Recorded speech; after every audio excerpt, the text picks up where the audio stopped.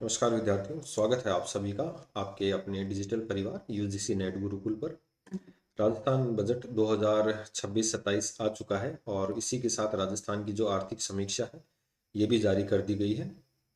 आर्थिक समीक्षा जो होती है वो वर्तमान जो वित्तीय वर्ष है 2025-26 इसको लेकर जारी की जाती है और जो बजट है वो 2026-27 के लिए जारी होता है। आप इसको इस तरीके से भी समझ सकते हैं कि जो वर्तमान इकोनॉमिक ईयर है 2025-26 इसमें सरकार ने क्या खोया क्या पाया, इसकी जानकारी जो अपने को मिलती है वो आर्थिक समीक्षा से, और सरकार को क्या आय होगी और क्या व्यय होगा इसकी जो जानकारी मिलती है वो बजट के माध्यम से अपने को मिलती है। तो चलिए स्वागत करता हूँ एक बार फिर से स्टूडेंट्स। यदि आप चैनल पे पहली बार जुड़ रहे हैं और मेरी बातें अगर आपको पसंद आए तो चैनल को सब्सक्राइब जरूर करें। इसके अलावा वीडियो को लाइक शेयर करते रहें। ऐसे स्टूडेंट जो यूजीसी नेट दिसंबर वाले एग्जाम की तैयारी कर रहे हैं उन स्टूडेंट्स के लिए जेआरएफ अड्डा जो प्लेटफॉर्म है हमारा वो काफ़ी इम्पोर्टेंट साबित होने वाला है, जहाँ पर आप लोगों के लिए पेपर फर्स्ट और पेपर सेकंड दोनों के कोर्स अवेलेबल हैं बाई लैंग्वेज।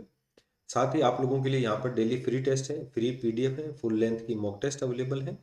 और आप लोग जो है यहाँ पर पेपर फर्स्ट और पेपर सेकंड दोनों की बेहतरीन ढंग से तैयारी कर सकते हैं। और 14 तारीख को यदि आप जेआरएफ अड्डा के माध्यम से आपका सिलेक्शन हुआ है तो आप सेलिब्रेशन में शामिल हो सकते हैं। जयपुर में सेलिब्रेशन रखा गया है, तो स्वागत है आप सभी का उसमें। पूरी टीम आप लोगों को वहाँ पर मिलेगी और आप लोग भी बिल्कुल वहाँ पर पहुँचें। तो चलिए अब अपन बात कर लेते हैं राजस्थान की आर्थिक समीक्षा जो आर्थिक एवं सांख्यिकी निदेशालय आर्थिक सांख्यिकी विभाग राजस्थान जयपुर द्वारा जारी की जाती है। आर्थिक समीक्षा जो है 2025-26 को लेकर जारी की जाती है।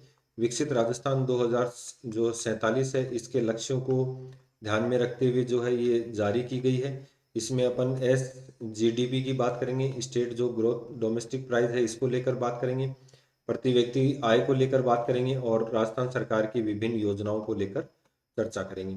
तो वीडियो के अंत तक बने रहिएगा। 388 पेज की हालांकि ये है, तो अभी तो मैं कुछ इंपॉर्टेंट जो बातें हैं वही लेकर आया हूँ। इसको जो डिटेल से अपन अलग अलग वीडियोस के माध्यम से कंप्लीट करेंगे। तो अभी एक बार जो है आप थोड़ा बेसिक को समझना और उसके बाद जो है अपन प्रॉपर जो है इसको डीपली पढ़ेंगे।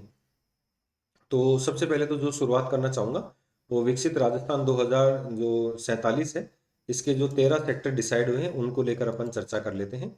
तो इसमें अगर अपन बात करें कृषि खाद्य प्रणालियों के रूपांतरण की यहाँ पर बात की गई है कि विकसित राजस्थान में सबसे महत्वपूर्ण योगदानों में कौन कौन से 13 क्षेत्र हैं। तो उसमें पहला क्षेत्र क्या है, कृषि एवं खाद्य प्रणालियों में रूपांतरण करना है।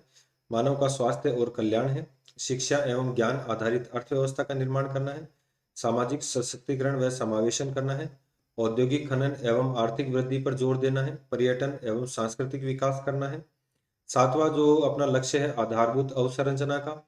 आठवां जो है जल सुरक्षा एवं अनुकूलता। नौवां जो है पर्यावरणीय स्थायित्व एवं जलवायु अनुकूलता। 10वां जो है वो ग्रामीण विकास। 11वां शहरी। 12वां प्रभावी शासन एवं सार्वजनिक सेवाएं। और 13वां जो है वित्तीय प्रबंधन एवं आर्थिक नीति। तो ये जो 13 सेक्टर हैं ये अर्थव्यवस्था के विकास में जो है महत्वपूर्ण योगदान निभाएंगी। और विकसित राजस्थान का जो हमने संकल्प लिया है सरकार ने 2047 का, उसके ये महत्वपूर्ण 13 फैक्टर्स यहाँ पर दिए गए हैं और इन 13 फैक्टर्स को ही डिटेल से यहाँ पर पूरा समझाया गया है। तो चलिए अपन बात करें। सबसे पहले जो क्वेश्चन पूछा जाता है एग्जाम के पॉइंट ऑफ व्यू से कि राजस्थान की जो जीडीपी रही है, सकल घरेलू या सकल राज्य घरेलू उत्पाद, ठीक है, जिसको अपन जीएसडीपी बोलते हैं, ये 2000 जो 25-26 है ये प्रचलित कीमतों पर क्या रहा और स्थिर कीमतों पर ये क्या रहा। तो इसको लेकर अपन जो है वो दोनों की चर्चा कर लेते हैं। अगर हम राजस्थान की वृद्धि दर की बात करें प्रचलित कीमतों पर, तो आप लोगों का जो राइट आंसर हो जाएगा वो 10.24% हो जाएगा, अनुमानित है, क्योंकि अभी फरवरी बाकी है और मार्च बाकी है वित्तीय वर्ष का। तो यहाँ पर ये क्या होगा, इसको लेकर डिसाइड होगा 10.24%। वहीं 2021-22 की बात करें तो ये 17.46 थी जो प्रचलित कीमतों पर वृद्धि दर थी। और कुल जो घरेलू उत्पाद था, सकल घरेलू राज्य उत्पाद, वो 11,95,641 करोड़ रुपए था। और यहीं पर अगर अपन इसकी बात करें वर्तमान में 2025-26 में जो अनुमानित है 18,75,413 करोड़ रुपए की जो है यहाँ पर वृद्धि हुई है 2021-22 की तुलना में। ठीक है, तो यहाँ पर देखिए ज्यादा थी, 11.77% की जो वृद्धि दर थी 2024-25 में, वहीं 25-26 में जो है सकल घरेलू उत्पाद में वृद्धि दर जो है नीचे गई है, डाउन गई है।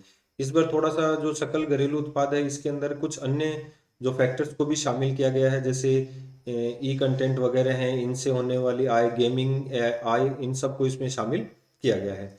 फिर अपन, ये तो है प्रचलित कीमतों पर, एक होती है स्थिर कीमतों पर। इसको लेकर भी अपने को याद रखना है, स्थिर कीमतों पर जो वृद्धि दर अनुमानित रहेगी 2025-26 की, वो 8.66 रहेगी। ठीक है। और 9,81,807 जो है करोड़ रुपए आप लोगों की जो सकल घरेलू उत्पाद रहेगा। सकल घरेलू उत्पाद में क्या होता है कि एक वर्ष में जो भी निर्माण होते हैं या जो भी व्यय होते हैं, जो भी आय होता है, उसका एक अंतिम मूल्य निकाला जाता है, उसका अंतिम मूल्य निकाला जाता है। तो इसका सकल घरेलू उत्पाद कहते हैं।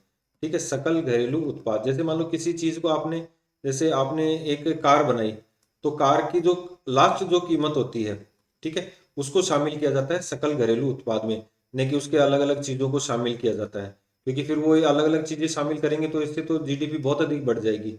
तो अंतिम जो मूल्य होता है उसको शामिल किया जाता है, वो सकल घरेलू उत्पाद कहलाता है।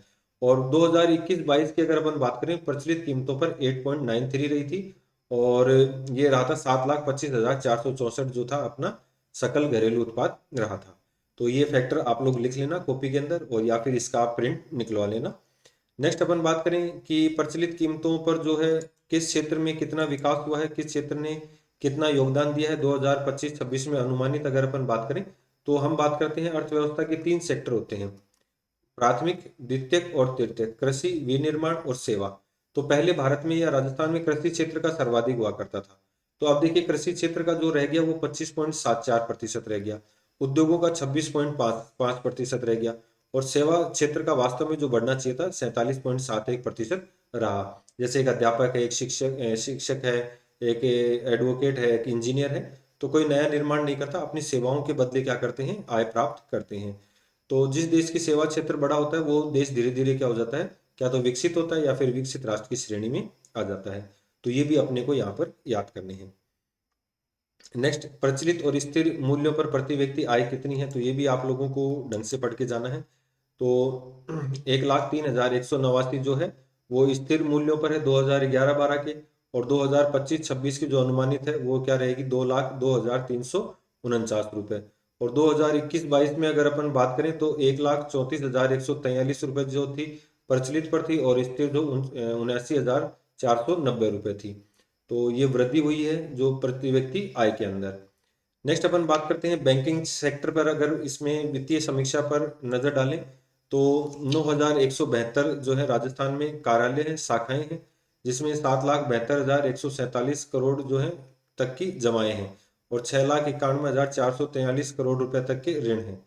11 जो है प्रति लाख जनसंख्या पर बैंकिंग कार्यालयों की संख्या है, और 92,719 प्रति व्यक्ति बैंक जमा सितंबर 2024 तक है, और 83,088 प्रति व्यक्ति बैंक ऋण है। ये ध्यान रखना इंपॉर्टेंट, सितंबर 2024 तक प्रति व्यक्ति पर अपने ऊपर ऋण है। तो यहाँ पर अगर अपन बात करें कृषि खाद्य प्रणाली के लिए सरकारी पहल, देखिए ये आज तो मैं केवल इंपॉर्टेंट जो है योजनाओं के बारे में कुछ सरकार के जो फैक्ट्स हैं डायग्राम के माध्यम से लेकर आया हूँ। कंप्लीट जो चर्चा है वो अलग अलग वीडियोज के माध्यम से ही मैं करूंगा, ताकि आप लोगों को बेहतर ढंग से समझा सकूं। ये आज का सेशन जो है वो स्पेशली केवल आप लोगों को एक जो अपना आर्थिक समीक्षा है इसमें क्या क्या चीजें होती हैं, क्या क्या अपन पढ़ेंगे, उनकी चर्चा करेंगे। ठीक है। तो इसमें देखिए कृषि प्रणाली के जो सुधार है उसके लिए मुख्यमंत्री बीज स्वावलंबन योजना चल रही है, नमो ड्रोन दीदी योजना चल रही है, कृषि ऋण एवं सहकारी आधारित वित्त पोषण है, प्रधानमंत्री फसल बीमा योजना है, दलहन में आत्मनिर्भरता मिशन है, राष्ट्रीय प्राकृतिक खेती मिशन है, प्रधानमंत्री धन धान्य कृषि योजना है, प्रधानमंत्री मंगला पशु बीमा योजना है, जो अभी ऊँटों को और इनको लेकर जो काफी बार क्वेश्चन पूछे भी गए हैं, कौन सा पशु शामिल नहीं है, राज्य सुरक्षा कवच बीमा योजना है, और प्रधानमंत्री खुद सूक्ष्म खाद्य प्रसंस्करण उद्योगों का औपचारीकरण है।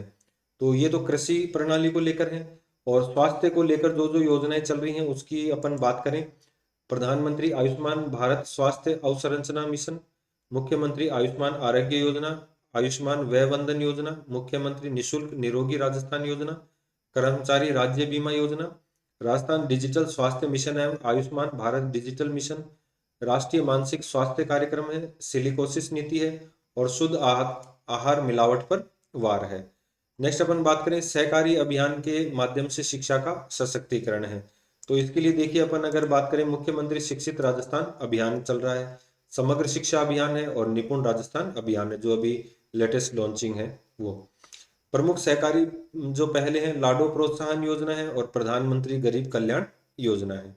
नेक्स्ट औद्योगिक क्षेत्र में अगर अपन बात करें विकास को लेकर तो आर्थिक विकास की जो प्रमुख नीतियां हैं, एक तो राजस्थान लॉजिस्टिक नीति 2025, तो ये अपन जब डिटेल से पढ़ेंगे तब अभी इनकी चर्चा करेंगे। राजस्थान वस्त्र एवं परिधान नीति 2025, राजस्थान व्यापार संवर्धन नीति 2025, अप्रवासी राजस्थान नीति 2025, Rajasthan data policy centre 2025, Rajasthan रोजगार नीति 2026।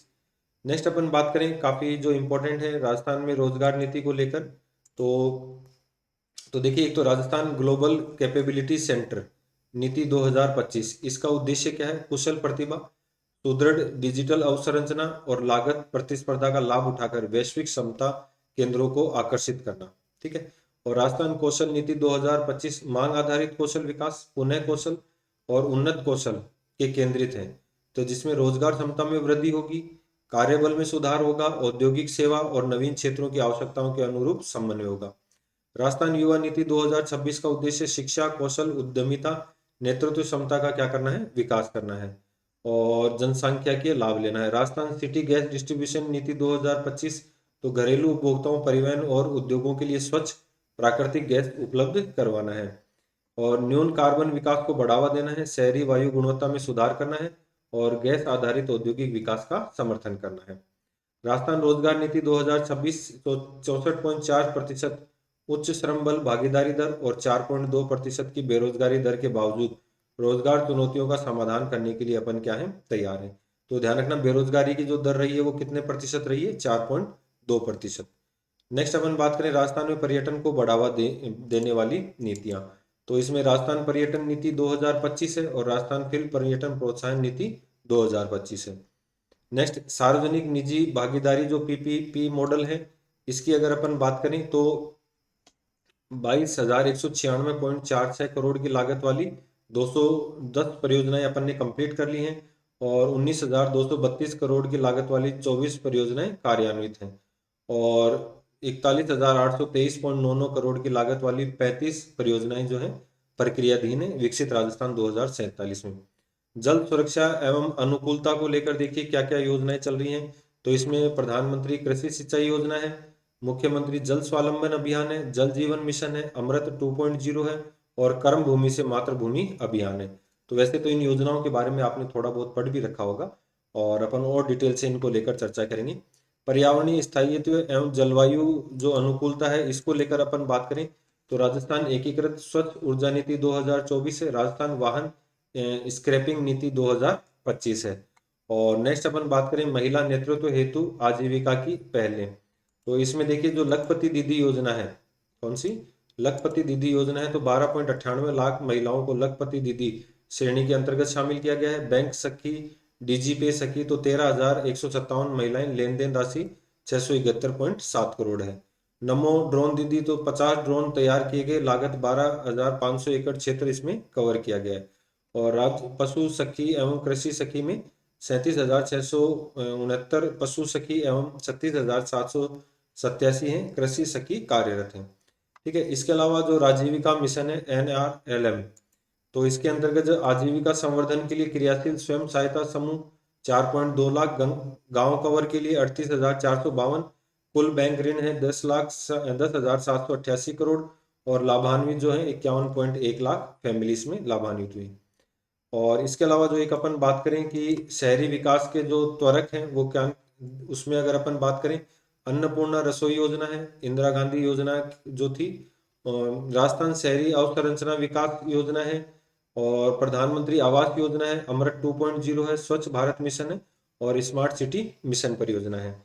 और यहाँ पर एक अपन अगर बात करें थोड़ा सा प्रभावी शासन एवं सार्वजनिक विकास सेवाओं के लिए पहल है स्मार्ट जन आधार, राजस्थान संपर्क 2.0 शिकायत के लिए ई मित्र, राजकाज, अभय कमांड सेंटर, एकीकृत वित्तीय प्रबंधन, राजस्थान AIML नीति 2026। ठीक है। और ये राजस्थान की पंच गौरव योजना है। प्रत्येक जिले के 5, चाहे वो पर्यटन स्थल हो, उत्पाद हो, गेम हो, ठीक है, फसल हो, तो इनको इसमें शामिल किया गया है। और राजस्थान में जो जलवायु अनुकूलन के लिए फसलों का विविधीकरण है, पशुधन है, चारा अवसंरचना है, मत्स्य पालन है, सहकारी ऋण है, कृषि में महिलाओं एवं युवा, कटाई उपरांत प्रबंधन है, प्रौद्योगिकी एवं संचालन है, उस तकनीक वाली खेती है, जलवायु अनुकूल खेती है। और किसानों के लिए जो एकीकृत सहायता योजना है, थोड़ी सी इसको भी अपन चर्चा कर लेते हैं। तो थोड़ा सा, हालांकि मैंने स्पीडली पढ़ाया है ताकि एक मोटा मोटा जो चित्र है वो आपके दिमाग में सेट हो जाए कि क्या क्या अपने को आर्थिक समीक्षा में पढ़ना है। ठीक है, डिटेल से अपन करवा देंगे। जैसे बीजों को लेकर है तो मुख्यमंत्री बीज स्वावलंबन योजना है, नई फसल किस्मों को प्रोत्साहन है। मृदा स्वास्थ्य की तो मृदा स्वास्थ्य कार्ड योजना, जैव एवं नैनो उर्वरक है। गोवर्धन जैविक उर्वरक योजना है। साख की अगर अपन बात करें, किसान क्रेडिट कार्ड है, 0% ब्याज दर पर अल्पकालीन फसली ऋण है। कृषि अवसंरचना निधि है। बीमा की अगर अपन बात करें, प्रधानमंत्री फसल बीमा योजना है। तकनीक की बात करें, नमो ड्रोन दीदी योजना है। और कृषि क्लिनिक है। प्रशिक्षण की बात करें तो किसानों की क्षमता में निर्माण करना है। पशु चिकित्सा सेवाओं को लेकर अगर बात करें तो 700 नए पशु चिकित्सा उपकेंद्र, दो नए पशु चिकित्सालय और 151 पशु चिकित्सा उपकेंद्रों को क्रमोन्नत कर पशु चिकित्सालय में 101 पशु चिकित्सालयों को प्रथम श्रेणी पशु चिकित्सालय और 50 प्रथम श्रेणी जो है उनको पॉली क्लिनिक पशु चिकित्सालय। और नाबार्ड द्वारा 2025-26 में 310 पशु चिकित्सालयों के लिए नवीन भवन का निर्माण। और इनके लिए 2423 जो है नवीन पद सृजित किए जाएंगे वेटनरी डॉक्टर के। और पशुपालकों के लिए कॉल सेंटर 1962 के माध्यम से 536 जो है मोबाइल पशु चिकित्सा वाहन जो है प्रदान कर रहे हैं। और 2025-26 में है 59.82 लाख पशुओं के उपचार के लिए 15.30 लाख से अधिक पशुपालन जो है लाभान्वित हो रहे हैं। और घर तक स्वास्थ्य सेवाएं पहुंचाने के लिए आपातकालीन 108 और 1962 जो है मोबाइल।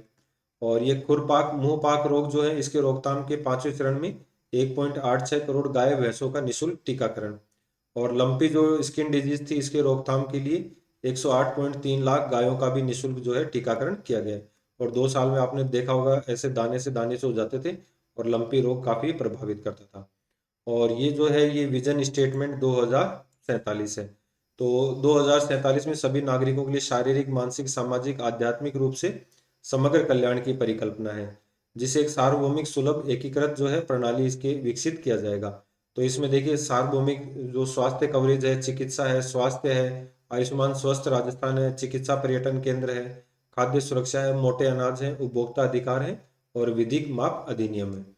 ठीक है, तो अलग अलग सेक्टर को लेकर ये अपन ने थोड़ी सी चर्चाएं की। अब जो नेक्स्ट वीडियोज होंगे वो अपन आंकड़ों के ऊपर बात करेंगे। जैसे एक जिला एक उत्पाद है, या कृषि क्षेत्र में क्या योगदान रहा, कौन सी फसलें श्रेष्ठ रही, चिकित्सा में, पशुओं में, ठीक है, एजुकेशन में। तो उन आंकड़ों को लेकर अपन जो है अलग अलग वीडियो के माध्यम से चर्चा करेंगे। तो उम्मीद करता हूँ आप लोगों को ये वीडियो समझ में आया होगा। ऐसे ही वीडियोज के लिए चैनल को सब्सक्राइब करें, वीडियो को लाइक शेयर करें। वैकेंसियाँ जैसे ही नई आती हैं वो मैं आप लोगों को अपडेट दे दूंगा। और आप इसके लिए तैयार रहें, अपनी तैयारी में लगे रहें। पेपर का लेवल बढ़ रहा है तो वैकेंसी को भी अपने को ढंग से तैयार करना है। तो आज के लिए इतना ही, धन्यवाद। और रेगुलर पढ़ते रहें, आप लोग अपनी तैयारियां करते रहें। Thank you.